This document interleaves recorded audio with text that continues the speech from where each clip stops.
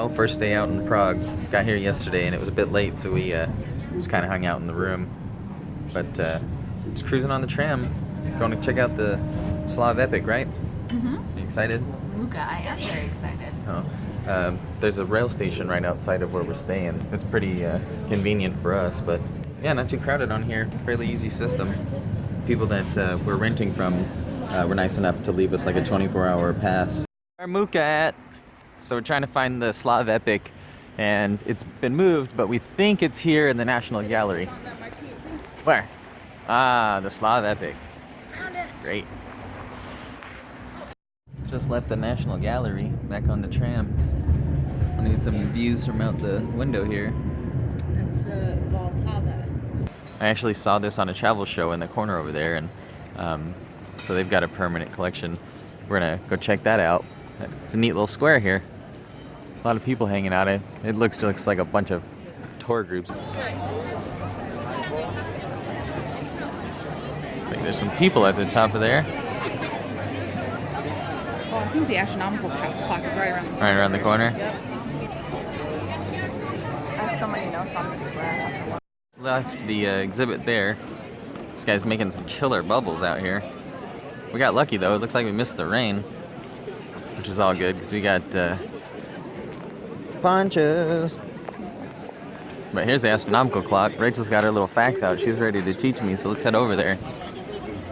All right, here's the tower. I'm gonna get a close-up shot real quick and then step back out of everyone's way so Rachel can tell us what's up. All right, tell us what's up. Okay, so this is the Old Town Hall. And the top clock, you see there's two figures on the left and two figures on the right. Yes. The first one Let me zoom in. Okay.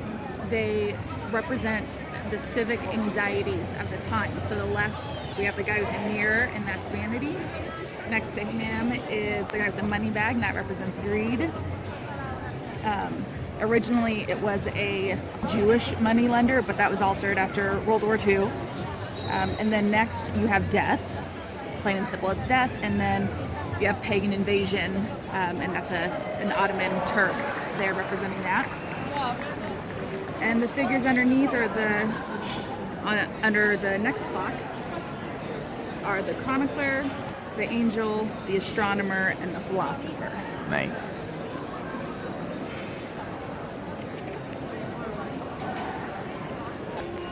All right, well, what were you telling me about this spot that's all blasted up? So this is all damage from World War II when the Nazis were invading. Freaking fascists, man. Interestingly enough, They ruin everything. Prague was generally spared from all the damage of World War II because there was, when they came to invade, the citizens kind of rallied together, they fought back, and they won. Mm-hmm. And the deal was that you can leave the city peacefully if you don't damage anything. So they left peacefully, didn't damage really hardly anything. You can see hardly any damage from World War II. And then the Russians actually came in the next day. So funny, under communist rule, the Czechs had to celebrate their independence on the on May 9th, which is when the Russians came in. But now that they are a free republic, they celebrate it on the 8th when they actually won it for themselves. Damn straight. Still in the square here with the astronomical clock and the Dali, Mucha, and Warhol Museum. Rachel was telling me an interesting fact about this balcony right here. What was that? That's in 1948. That's when they announced their reign of communism. The Russians. The Russians' reign of communism, yep. Nice. Crazy. He stands a statue of Jan Hus, and he is the start of the Hussites. He's basically your early Protestants. He predated Martin Luther by 100 years. And his big thing was against the Catholic Church, and he didn't think that they should sell indulgences. He didn't think that the Bible should be in Latin. He thought it should be in every man's language. He was excommunicated from the church for those beliefs, but he still went on to preach for another 10 years. They eventually caught him, and they burned him alive right at this very spot. It is because of him and his teachings and his followers that we get the 30 years war between the Hussites and the Catholics. Dang. Headed towards Wenceslas Square now. All kinds of different shops along here. So this is Wenceslas Square, and if you are from Prague, your family has probably seen the rise and fall of a lot of different towers here. But this is basically where the people gather and protest.